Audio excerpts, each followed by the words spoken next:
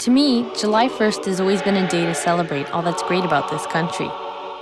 My ancestors came here from both Britain and China to make a better life for themselves. And for me, Canada has always been home.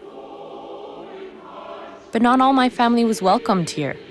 I was shocked to discover that for my Chinese grandmother and other Chinese Canadians, Canada Day held a dark and humiliating secret. The year I was born, they passed a law saying they don't want any Chinese in Canada anymore. It was effective for July the 1st, Dominion Day, and my mother and my father would caution us, you do not celebrate July the 1st. My father came to Canada in 1913. It took 18 years for him to be reunited with his family and his wife. I don't know my father because I was just born a year, then he gone. I never seen him since that until I was 10.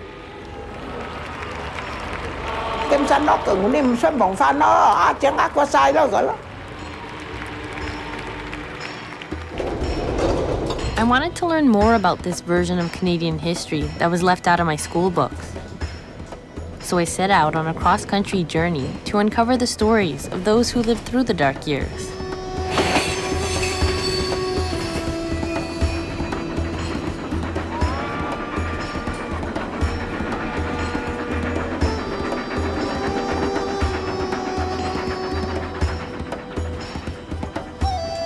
People are saying this is historical, this is the past. It is not the past, it's today, here and now. I'm still here. Mr. Wing. Mr. Wing is still here. He's not in the past, he's in the today. Yeah. It's today's future. It's a great privilege for us to have Mr. James Wing here, one of our surviving head taxpayers and a true pioneer and builder of our community here in Montreal.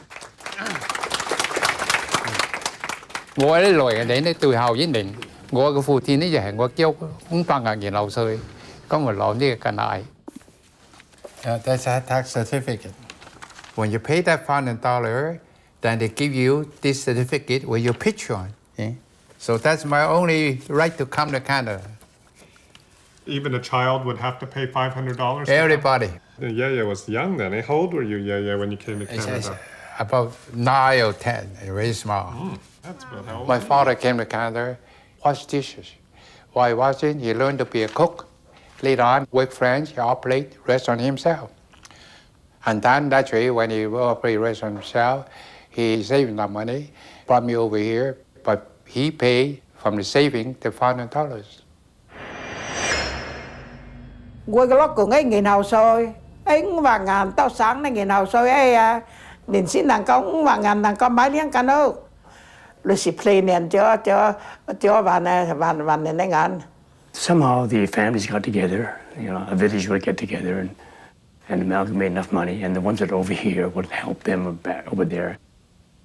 My father came because the 3 older brothers helped. And as a matter of fact, the head tax didn't stop my mother after the First World War. In the early days, the Chinese came to the state. They go to California. There's a gold rush.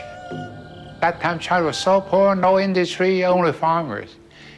That's why they call this place, North America, Gold Mountain, because if you come here, you return rich.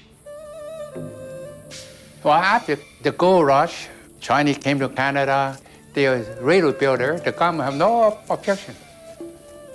John A. Macdonald said that in Parliament, that we have to accept Chinese labor or we're not going to be able to finish this railroad. Honorable friends, the Chinese immigrant has no common interest with us.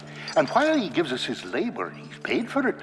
And he is valuable the same as a threshing machine or any other agricultural implement. It will be all very well to exclude Chinese labor when we can replace it with white labor. But until that is done, it is better to have Chinese labor than no labor at all.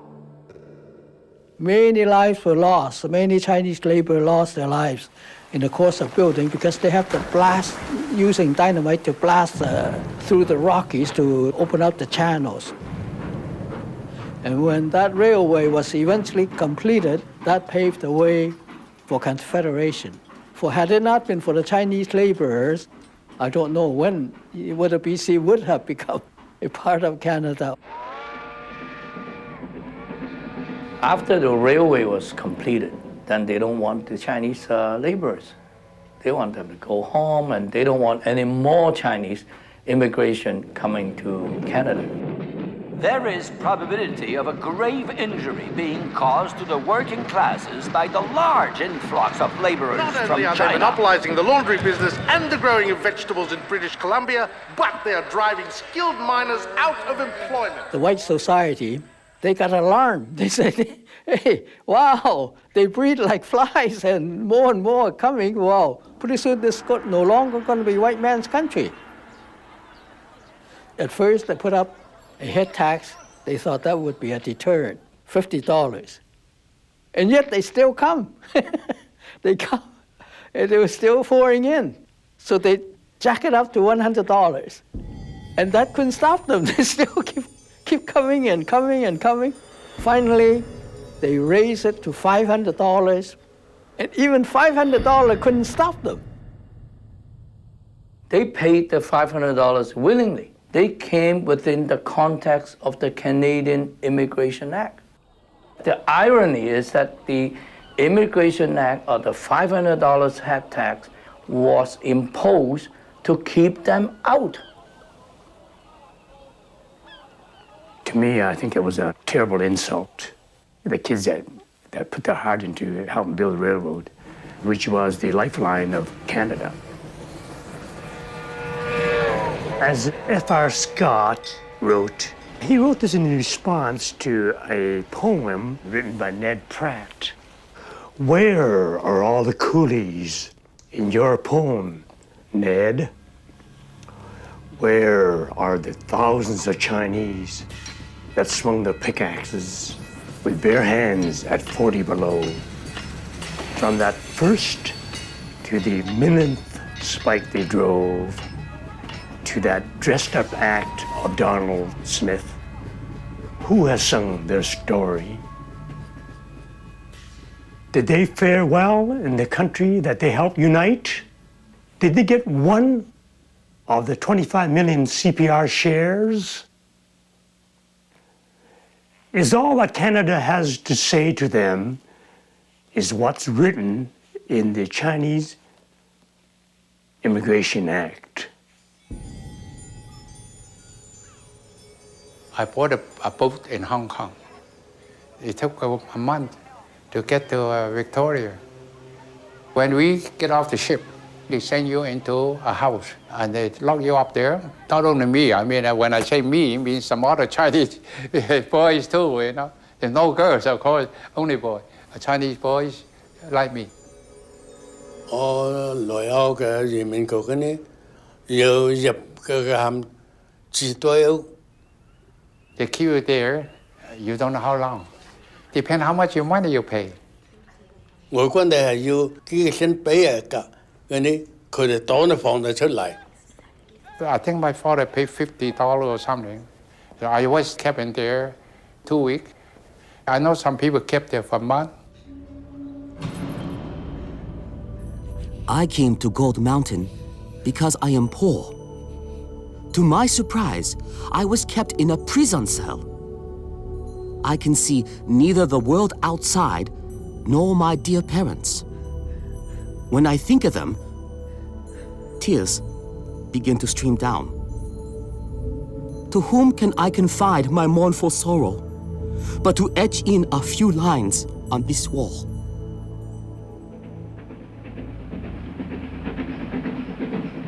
From Victoria, then we came to Montreal. 5 nights on the train. My father just met me at the radio station. I couldn't even address him as a Papa or Daddy. I never used that word in my home. When I was a baby, I never have a father play with me that can say, hey, Daddy, Daddy. I had no experience. I just couldn't call Daddy or the word doesn't pass my throat.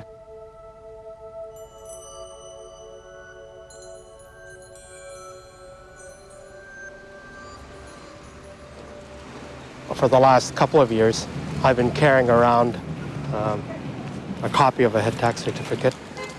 my father's head tax certificate. And the reason I've been doing that is that I wanted to, I guess I wanted to experience what it was like to carry around this piece of paper that was probably worth $100,000 in today's money. For many years, it was his only evidence that he belonged to this country. Even though he came in 1913, he wasn't allowed to become a citizen until 1947. In those days, we were worse than second-class citizens. We were regarded as aliens. We couldn't vote in election time. We weren't allowed to enter public facilities like city-owned swimming pools and city-owned golf courses. So Chinatown was our entire universe because we were discriminated the moment we step outside of the Chinatown boundary.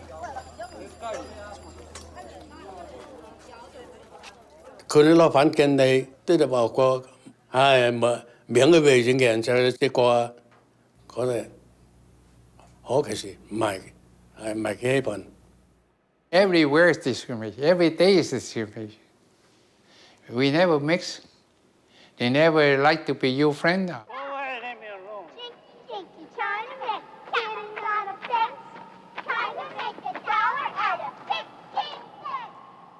Of course, you don't like it, but what can you do when you have a bunch of kids singing? Well, how can you fight back? Everybody hate you. Not only the kids don't like it, the grown up doesn't care too much. So how do you? You just don't ignore them and just, One thing that happened to me that will never go away. The second or third day I went to public school, I was frightened of the other boys because they were so rough. You know, and they do a tug of war or something, or they pile on top of each other and they, you know, and rough around a bit. And anyway, after school, I think the second day I was at school, maybe the third day, and 3 boys chased me, and I fell down, and they peed on me, and I had to fend them off as best I could, you know, and they kept aiming for my mouth and my eyes, you know, and I hid under the porch, and I didn't go home.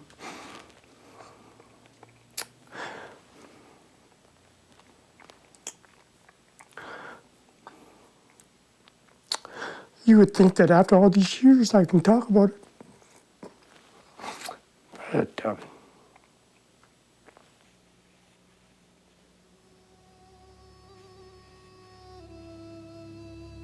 they don't look at the Chinese as civilized people.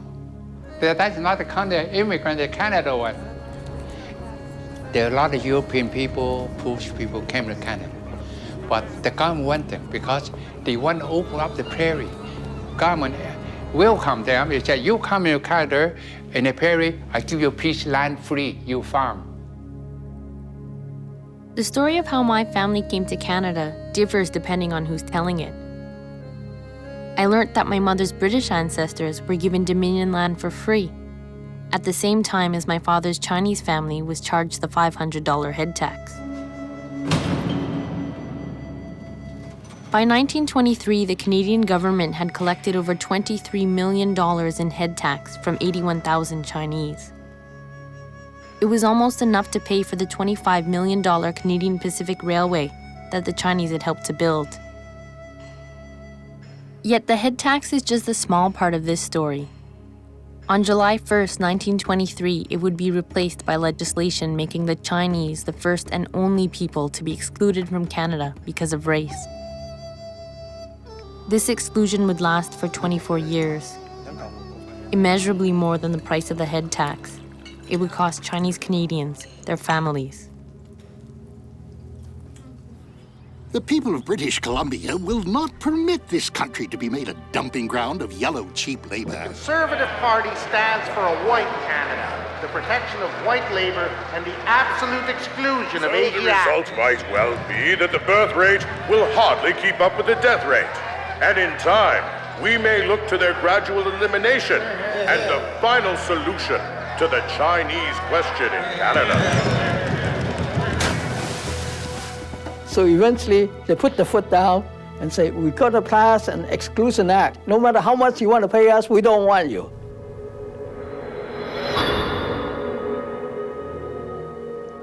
So no Chinese came in ever since, from 1923 on, when they passed the Exclusion Act.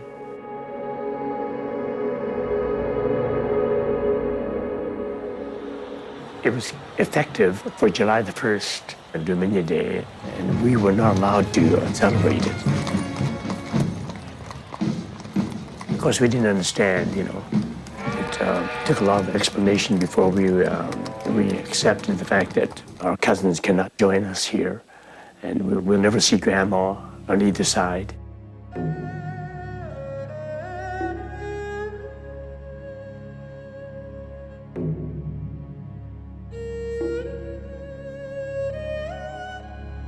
At that time, I'd say about more than 2/3 of the Chinese population in Canada were bachelors, because most of them left the family behind. At home, I have a mother to take care. Now no mother anymore. I live with the workers in the restaurant.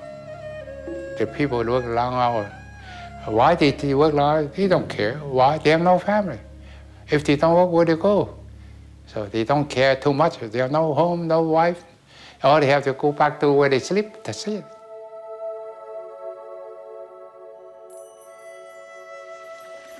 My beloved wife, it has been several autumns now since your dull husband left you for a far, remote alien land. Yesterday, I received another of your letters. I could not keep the tears from running down my cheeks when thinking back to the time of our separation. Because of our destitution, I went out to try to make a living. I am detained in this secluded corner of a strange land. My beauty, you are implicated in an endless misfortune. I wish this paper would console you a little. This is all I can do for now.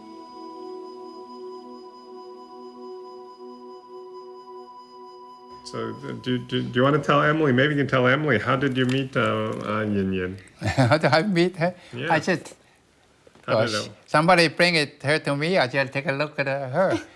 I said, and then they ask you, you like her? I said, yes, that's it. That's my first children. My son. Uncle. I married, I got the children, I came back. See, at that time, the Canadian government have a law. Have a law.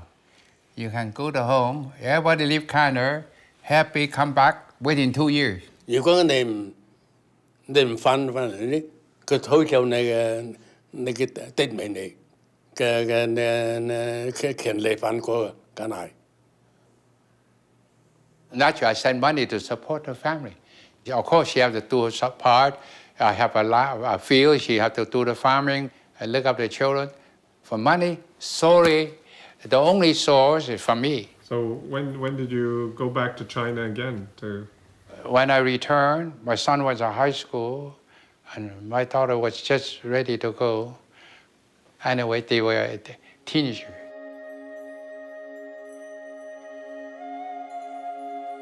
We had been wed for only a few nights. Then you left me for Gold Mountain. For 20 long years, you haven't returned. For this, I embrace only resentment in my bedroom, heaving a sigh for the faraway sojourner who hasn't come home. Endless longing for you leads only to streams of falling tears. My father married my mother in 1932, and for the next 19 years, just saw him for a year at a time for maybe 3 years. Each time he went home, he sold a business or he borrowed money when he went back to China, and each time my mother bore him a child.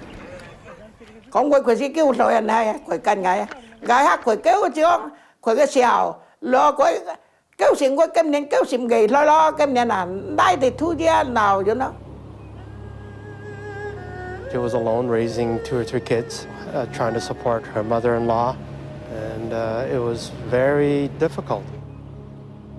And I remember my mother and father and uncles and other relatives talking about the Chinese being invaded by Japan.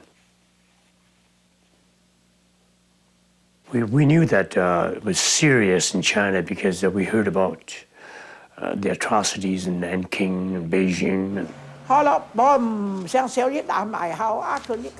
She saw other wives of head taxpayers around her die of starvation, die from war. She saw their children die. And my mother says, I remember that the sky rained bombs. The ground was littered with bodies of my friends who did not have enough to eat. 4 out of 5 of my friends died in China waiting for their husbands to come home. The Chinese occupy the area, the people suffer. No more central government, no more Bank of China. How can you send money? No bank to send to, no letters, no you can't send a letter. Thôi cái siêu nét cu gì cái bài đó đểกันđể nó nghe nó tiền lo nó xả mà khai thằng quay bài là có lo. My wife not only look after herself, she also have to look after my part of the family. So what she did, she went to Port City, buy what they need in a small town.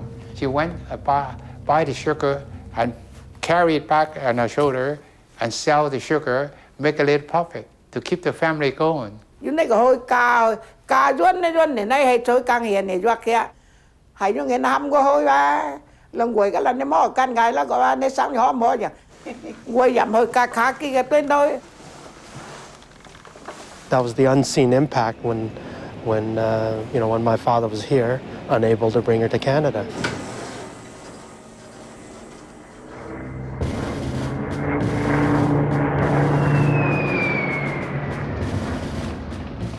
We volunteer to fight because in our hearts, I believe that we were born in Canada.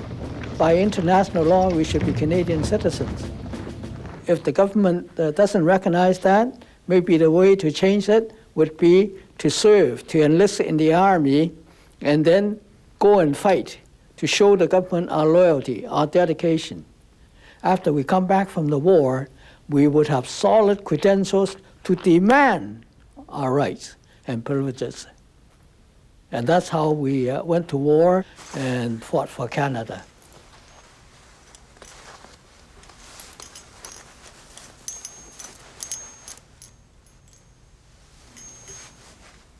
You felt that you were given the opportunity to do something heroic. At least you felt that you were part of Canada. My God, I mean, the uniform says Canada right there.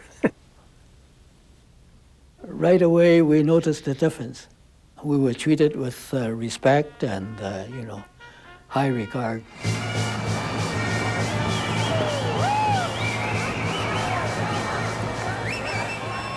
After my discharge from the Army, I launched the magazine Chinatown News to campaign for racial equality and to fight for a better Canadian society. The community also mounted campaigns to lobby Ottawa to remove the Exclusion Act to enfranchise the Chinese population. There was no way they could deny us the vote after that.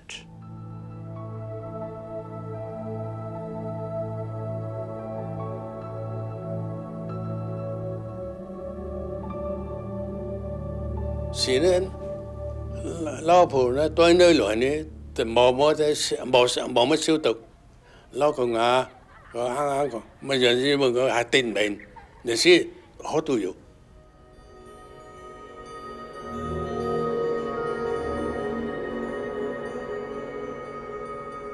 Mấy ai dọn thay tiếng nên xí gì bà chân vậy là dọn thay tiếng nên xí mày quay mà đi sẽ sang như mày kia trên mà có phi cây phân nó tao phân nó nè. Hiện lên hiện cái này cả phu quân đến bữa xin đó hiện lên hiện có cái mà nó sang đây thó và những nó nhìn nó cắn nó cái để slide đàn này nó slide nó nhìn slide.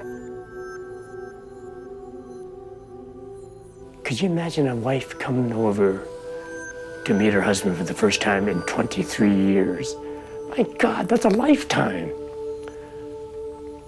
You throw murderers in jail for 25 years with no parole. I bought my wife over in 1952 and 55. I got a son, and he's Simon. That time my older son and my older daughter didn't come with her. And I know of quite a few families. They're not family at all because of the two older brothers are completely from a different culture. They speak an entirely different language. There's no way you can live as a family. There's no way. These movies of my father's family in Canada are extremely rare. Due to the exclusion, there exists little footage or photographs of Chinese-Canadian families growing up together prior to 1947, when the act was repealed. Of the 5 generations of my family to live in Canada, I am the first to be born in an era without discriminatory policies specifically targeting the Chinese. We now have a charter which defines the kind of country in which we wish to live and guarantees the basic rights and freedoms which each of us shall enjoy as a citizen of Canada. There was a Mr. Mac from the Chinese community in Vancouver watching the news when Trudeau brought the Constitution back to Canada. He went to his Member of Parliament, who was Margaret Mitchell at the time. Last summer, I met an elderly Canadian who asked, in view of the new charter, that the government compensate for the $500 head tax, which he, because he was Chinese, was forced to pay in 1919 to come to Canada. I forwarded his request and his receipt to the Prime Minister, who has not seen fit to reply. I didn't know what the head tax was because I came in 1966. I immigrated to Canada. So I arranged for Margaret Mitchell to come to my radio station for an interview. And during the interview, it occurred to me that it must be more than just Mr. Mac who paid the head tax. So I just said on the radio, I say, look, if you have paid the head tax, if you come to the radio station here, we will register it for you, and we'll turn it over to Margaret Mitchell, who will present it to the Parliament. So that Saturday, close to about 400 people showed up. They were lined up all the way from the stairwell, and then along the wall here, there's the sidewalk here, along Canada Trust, and then around the corner. I was surprised because I didn't know so many people still have the head tax. They came with the original head tax certificate. And then we did it for 3 Saturdays in a row, and we got close to 1,200 people registered. So that was the beginning of the head tax movement for redress in Vancouver.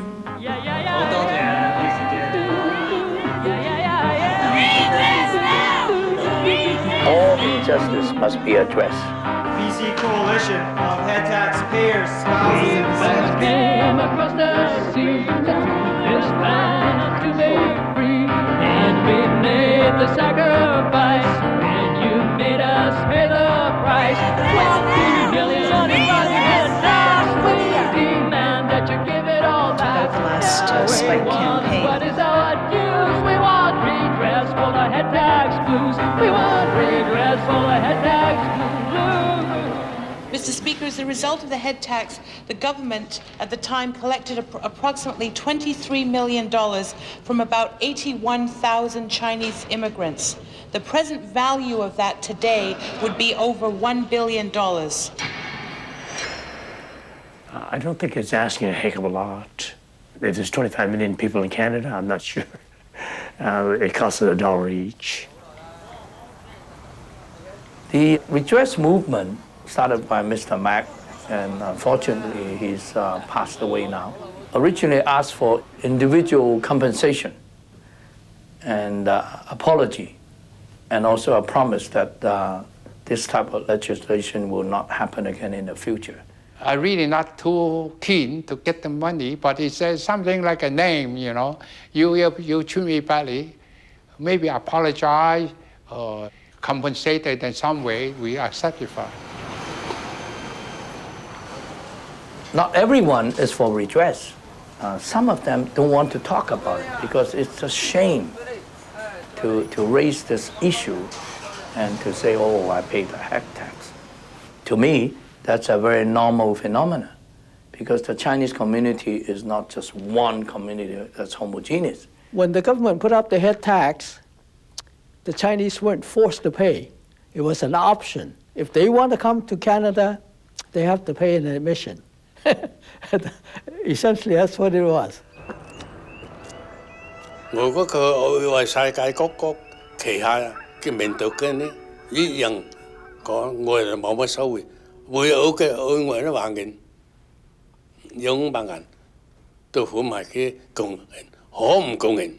我幾個我都唔知，我都唔明呢啲咁嘅嘢。係咯，人頭稅要認真要爭取啊！你睇啊，政府俾翻呢個賠償，我哋有冇機會？我諗嘅機會都好微嘅，人嘅意見都唔一致。You got it. It's reasonable, but there's no way to settle the money after so many years. It's not one government that did it. It's all the government for the ages. Now, which government say now is my responsibility? I'm going to pay. But if I pay, when I start to count the interest, it's too complicated. 日本就收到，我哋中國人嗰啲人頭稅就收唔到啦，應該，係啦。OK。仲有速回水添啊！My father's generation and other forebears are gone, but I haven't forgotten it. Okay. And maybe I'm in a position to demand it because I was an officer in the Canadian Air Force. The Chinese Canadian veterans passed a resolution saying no need for the government to compensate the head taxpayer. They say we're Canadians now, let's pay attention to the present day problems. Mà佢vậy phản ứng ảnh, tôi có anh sang mà xíu nghìn sang cái gì là, tôi đã chẳng phụ thấy kêu lo này thì mà quay cái này cái thay liền à, để đến đây phản ứng ảnh tôi ăn tôi không đi rồi mà. You take something happened hundreds of years ago, and then you punish the present generation. Is that right? For the people who in the Chinese community who are not going for redress, that's fine. They are entitled to their own opinion. And the next thing I would say is that they should shut up after they say their piece.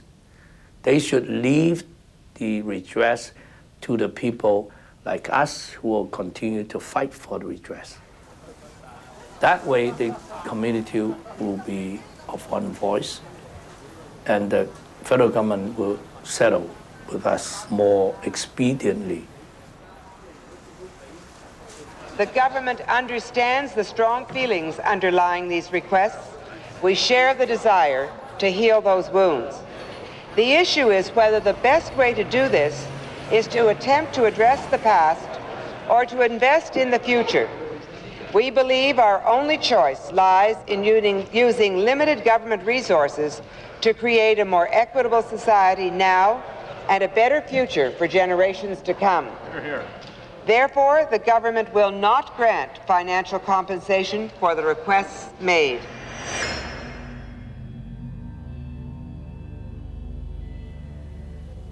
She can say no, but it doesn't mean that we are going to go away.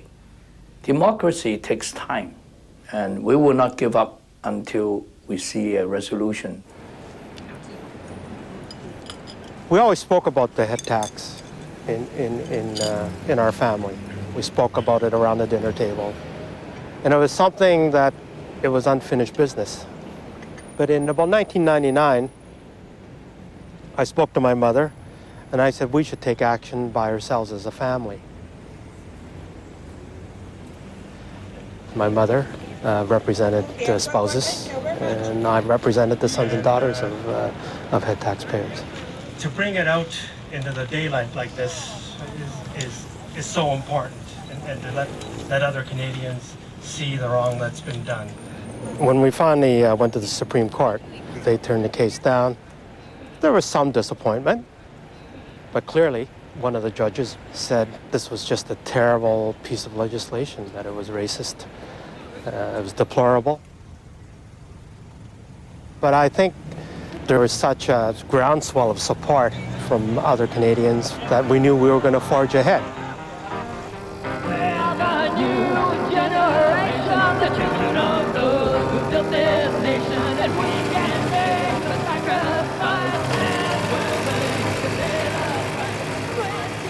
Despite my age, at 81, I've been obsessed with riding one of my motorcycles across Canada. You know, maybe I'll collect petitions for the head tax and other discriminatory immigration acts, of the past. And for the pioneers, too. When the railroad workers on, I like to go and do a little rabble-rousing, maybe ride into Parliament with the thing up the stairs or whatever, make a lot of noise.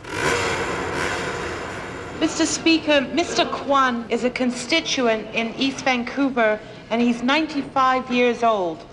On October the 28th of this year, he stood up very slowly and using a thick black brush, he wrote out in calligraphy, "The government has no need to drag its feet in repaying the head tax."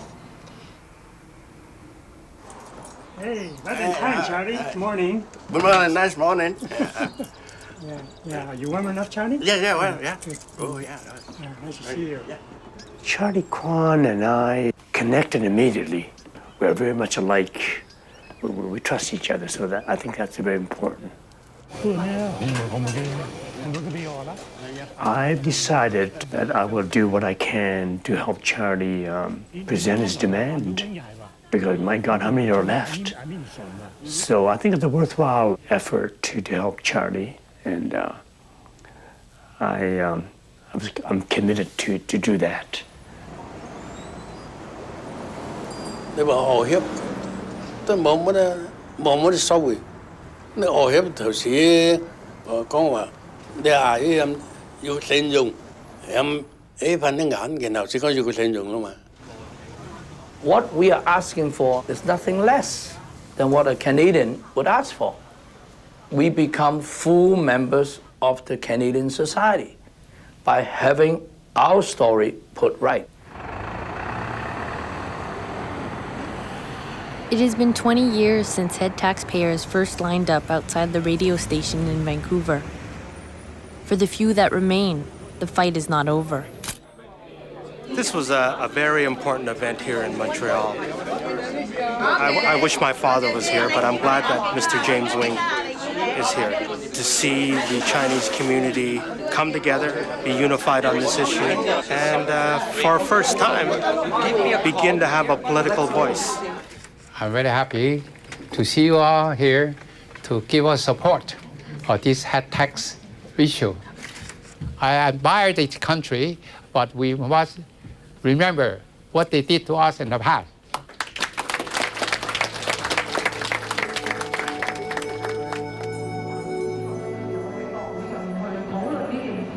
We're still waiting for that promise to be fulfilled.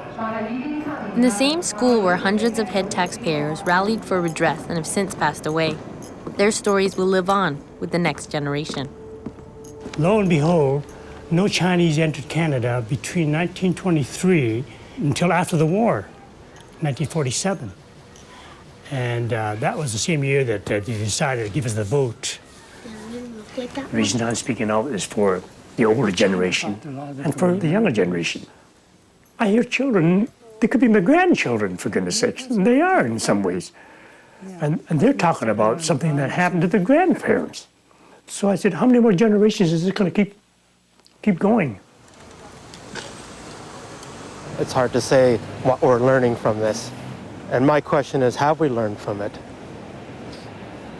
Let's look at how we treat people today. How are we treating people that we fear? How are we treating people from the Middle East? How are we treating Muslims in this country? I think the challenge is to not just view this as something of the past. It's living history with us still today. Oh, Canada, our home and native land. True patriot love in all thy sons command. With glowing heart we see thee rise, the true north, strong and free. All through my life I've asked myself that, am I Canadian? You know, all through my life I've asked that question.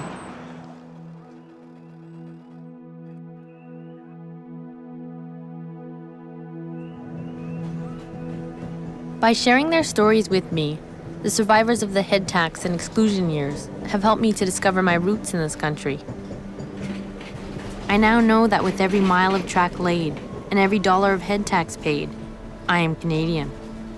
And as a Canadian, I'm taking back that day of humiliation and calling July 1st my own.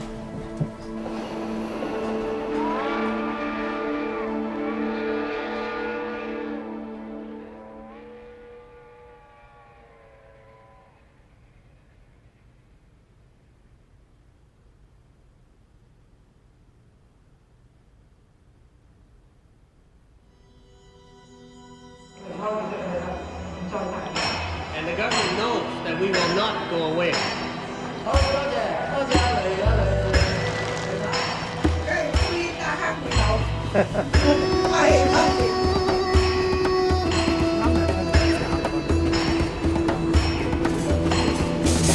Okay, thank you.